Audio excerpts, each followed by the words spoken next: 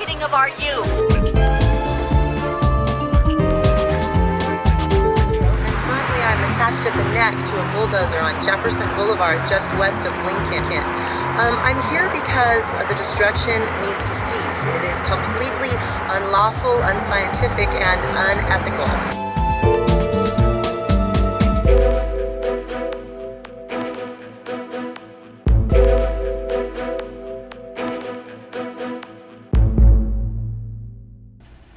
Welcome to Press for Democracy. I'm Janice Markham. Today we will discuss the media in the United States and how it impacts the political process. Our guest is journalist Robert Scheer. Mr. Scheer has conducted many of America's landmark interviews and has been a critically acclaimed editorialist for the LA Times. Currently, you can catch his column on the website truthdig.com. Now, as a journalist covering many of these issues you just spoke of, as you were for the LA Times for so long, what was your experience moving then to your website, truthdig.com? Well, I think the internet is very liberating. A.J. Liebing, the great media critic for the New Yorker, once wrote, "Freedom of the press is guaranteed only to those who own one." And thanks to the internet, I can now own half of truthdig.com, and my publisher, Wade Kaufman, is a like-minded person, and we have a great site, and we can print what we want without cutting down trees, without great investment of capital. And if you print something useful, suddenly millions of people can come to you, and we've had over 7 million people come to us, for unique visits in the first year. So it's really quite thrilling.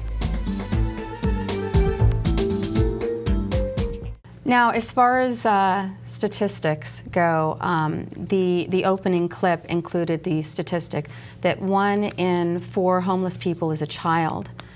At this point, is there some other information that you would like to share with the viewing public, data or information, maybe something that they might not be aware of? The average age of a homeless person in America today is 9 years old. When people talk about homeless, they don't talk about homeless people being employed. And I want to let people know that homeless does not mean jobless, and jobless does not mean homeless. Also, we talk about homeless students in universities who they have to camp out in their cars, or some sleep in the libraries, because some libraries are 24 hours a day. Right. And if they have a friend that lives in dorms, they can usually use one of those communal bathrooms and take a shower in. And people will never know. And he may be on the dean's list, but he's homeless. Right. I mean, people in foster care. I mean, homeless is just it's more than just seeing someone on the streets.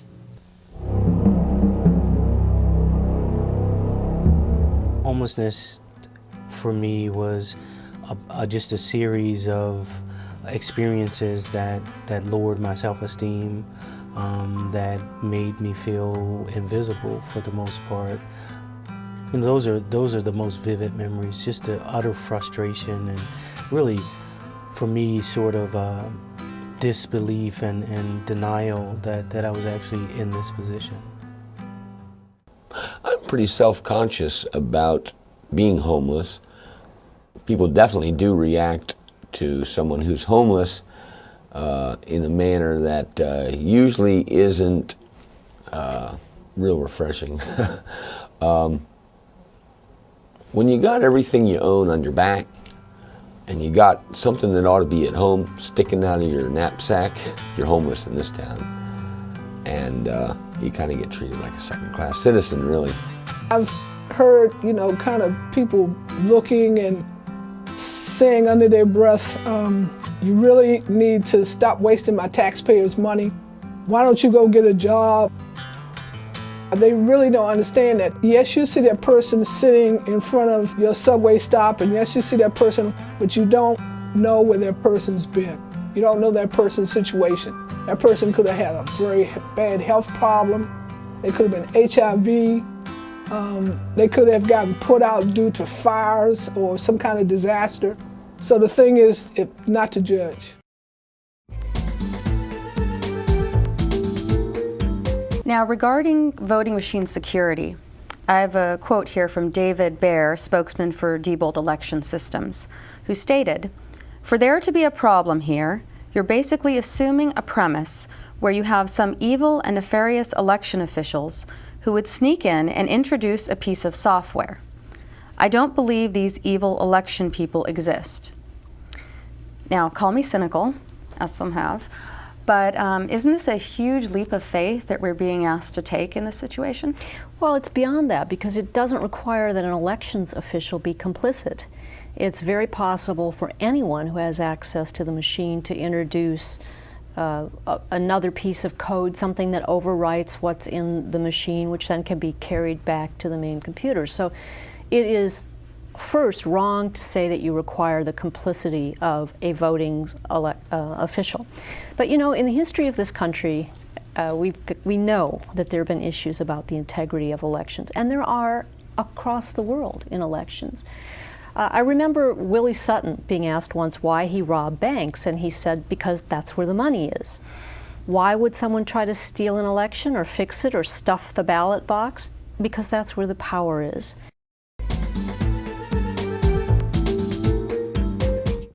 This is a big deal to me because my cousin is in the Marines himself, and you know, he likes it very much, but if this is gonna be a lie to him, like, I think he should know too. And two of my other good friends are in there too. Are they in Iraq? They're grunts, so they're doing all the front line work. So In Iraq? Yeah, in Iraq. They go everywhere they go, so you know, they're grunts, they're doing all the shitty work for. Are you worried they might not live? Yes, I am very afraid, because they're brave men, but that don't matter, because one bullet could just stop everything for it.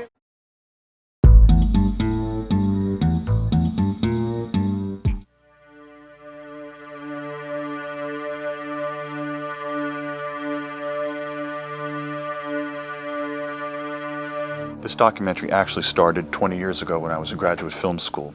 It was around the time of the hostage crisis. It seemed to me at the time that the way the news was being covered was changing, and that this was typified by Rupert Murdoch's New York Post. 20 years later, a series of extraordinary events took place.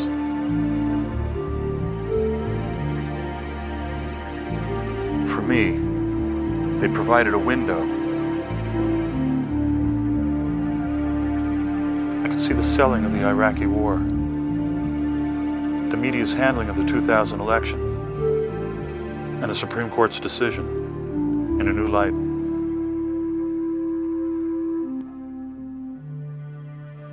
The question became whether there was a pattern in the way stories are covered and then dropped. Had it become easier to purposely manipulate the news? Were they not covering certain stories on purpose?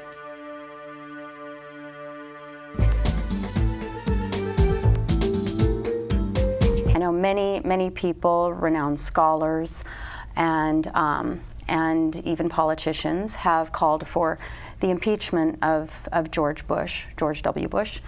What would you consider to be the constitutional grounds for his impeachment? Well, I think the list is fairly long. Yet remember, this is only a 28-minute show. Right.